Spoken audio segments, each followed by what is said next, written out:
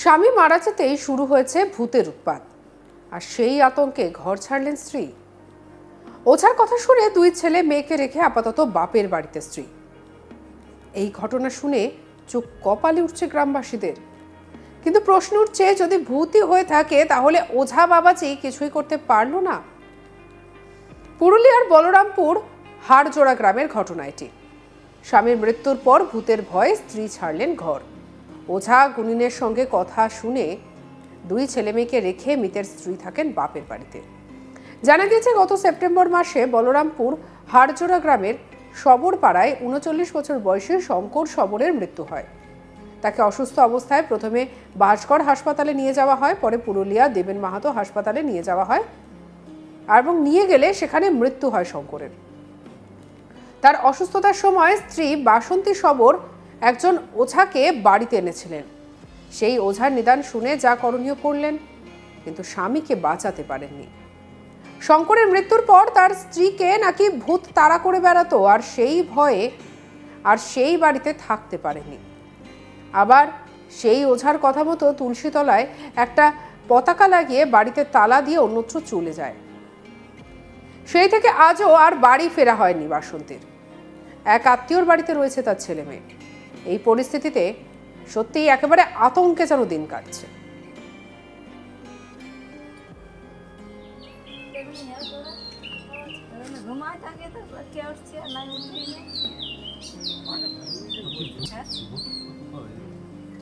স্থানীয় বাসিন্দা গোলাপী সবর কি বলছে শুনবো।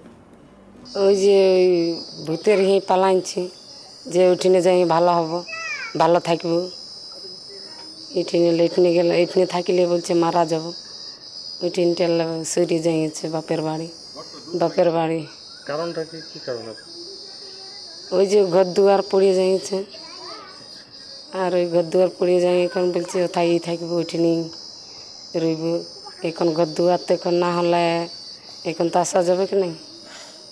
ঘর দুয়ার হোক, তারপরে বলছে আসবো। লাইট নেই ঘরে, অন্ধকার হয়ে আছে। ওই যে ভূতের কারণে ছাড়িয়ে গেছে।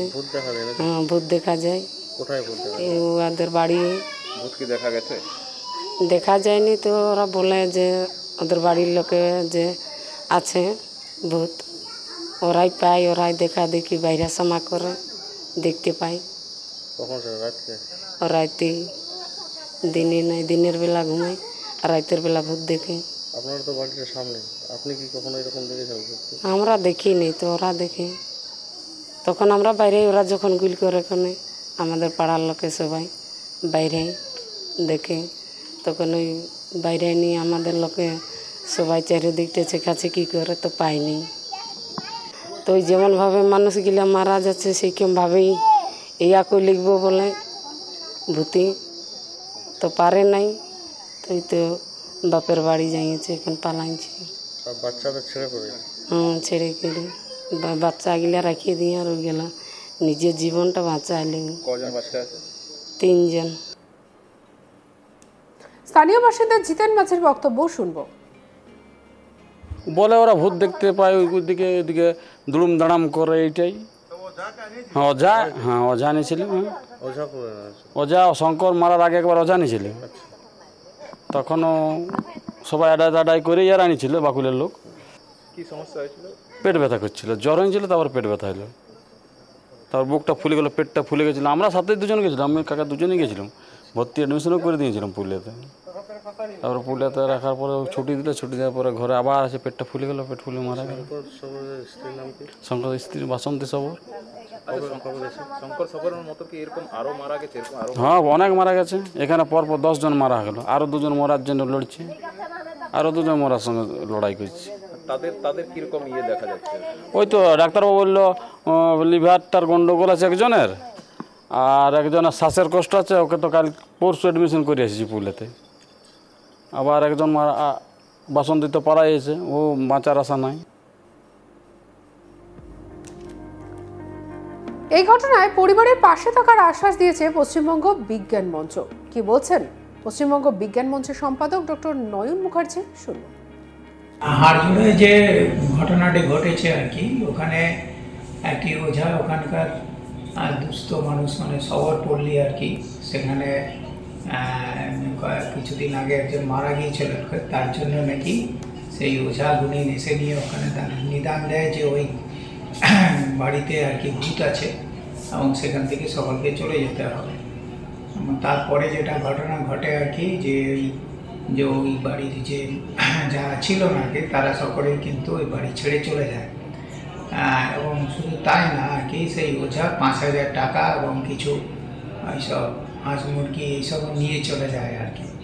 এইরকম একটি দুস্থ পরিবার আর কি, যেখানে মানুষের একবেলার খাবার জোটে না আর কি, সেখানে এইরকম একটা অন্ধবিশ্বাস কুসংস্কারকে ইয়ে করে আর কি এই ওঝা গুণিনটি তাদেরকে ঘরছাড়া করেছে। বর্তমানে সেই মহিলা এবং তার পরিবারের লোকজন অন্য জায়গাতে আছে, সেখানে ফিরে এখনও পর্যন্ত আসেনি। তো খবর পৌঁছানোর পরে আমরা আমাদের টিম, বিজ্ঞান যে টিম সেখানে আজকালের মধ্যে সেখানে যাবে আর কি, এবং সেই মহিলাকে যথাশীঘ্র সেই গ্রামে যাতে ফিরিয়ে আনা যায় তার জন্য যা যা ব্যবস্থা করার সেটা করা হবে। শুধু তাই নয়, আজ থেকে প্রায় 7-8 মাস আগে ওই গ্রামে আমাদের বিজ্ঞান মঞ্চের পক্ষ থেকে কয়েকজন সেই গ্রামে গিয়েছিলাম আর কি, এবং দেখেছিলাম যে সেই গ্রামে যে সরকারি পরিষেবাগুলো আছে সেগুলো ঠিকঠাক মতো সেখানে পৌঁছায় না। এরকমই দারিদ্র অপুষ্টি একটা বিরাট ব্যাপার, এবং সেখানে কয়েকজন মারাও গিয়েছেন আর কি। কিন্তু তাদের কাছে যে সমস্ত প্রশাসনিক যে ইয়েগুলো আছে সেগুলো হয় তারা জানে না বা জানানো হয় না, কিংবা যারা এই দায়িত্বে আছেন তারা ঠিকঠাক মতো তাদের সেই দায়িত্ব সেইভাবে তাদের কাছে পৌঁছে দিতে পারেন না। আমরা বলবো প্রশাসনের কাছে এই বিষয়টা তুলে ধরবো আর কি, যাতে প্রশাসনিক আধিকারিকগণ এই বিষয়গুলোর উপর নজর দেন আর কি। সেই সাথে আমরা বিজ্ঞান মঞ্চের পক্ষ থেকে তাদের পাশে দাঁড়ানোর জন্য যতটুকু আমাদের যে আর্থিক বা অন্যান্য কিছু আছে সহযোগিতা সেটুকু করবো। এই গ্রামের যাতে কেউ অপুষ্টি আজকের দিনে আর কি এইরকম অবস্থায় অপুষ্টি বা অন্যান্য যে চিকিৎসার যে সুযোগগুলো আছে সেগুলো থেকে তারা যাতে বঞ্চিত না হয়। শুধু তাই নয়, এই যে অন্ধবিশ্বাস ও কুসংস্কারকে কেন্দ্র করে যে একটা সেই জায়গাতে একটা ভয় ছড়ানো হয়েছে আর কি, আতঙ্ক ছড়ানো হয়েছে, সেটা যাতে কাটে এবং সেই পরিবারটি যাতে যথাযোগ্য জায়গাতে এসে বাস করতে পারে তার জন্য যা যা করা সেটুকু উদ্যোগ আমরা নেব আর কি, এবং আমরা এরপরে ধারাবাহিকভাবে গ্রামটির উপর নজর রাখবো। এটাই হচ্ছে আমাদের ভঙ্গি। হাড়জোড়ায় যে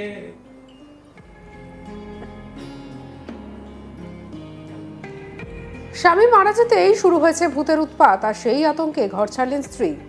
ওঝার কথা শুনে 2 ছেলে মেয়েকে রেখে আপাতত বাপের বাড়িতে গেছেন।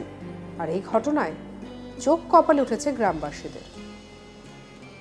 সঙ্গে রাখুন আজ তাক বাংলার ইউটিউব চ্যানেলকে। অন্যান্য খবরের জন্য লাইক, কমেন্ট, শেয়ার, সাবস্ক্রাইব করতে ভুলবেন না।